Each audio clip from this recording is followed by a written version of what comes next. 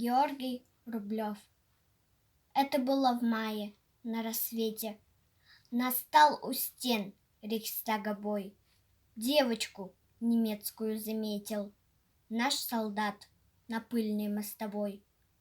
У столба дрожа она стояла, в голубых глазах застыл испуг и куски свистящего металла. Смерть и муки сеяли вокруг. Тут он вспомнил, как, прощаясь летом, он свою дочурку целовал.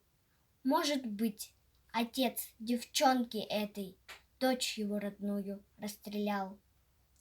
Но тогда в Берлине под обстрелом полз боец и телом заслоня девочку в коротком платье белом осторожно вынес из огня.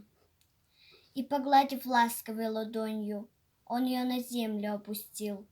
Говорят, что утром маршал Конев Сталину об этом доложил. Скольким детям возвратили детство, подарили радость и весну. Рядовые армии советской, люди, победившие войну. И в Берлине в праздничную дату был воздвигнут, чтоб стоять века, памятник советскому солдату с девочкой, спасенной на руках. Он стоит, как символ нашей славы, как маяк, светящийся во мгле. Это он, солдат моей державы, охраняет мир на всей земле.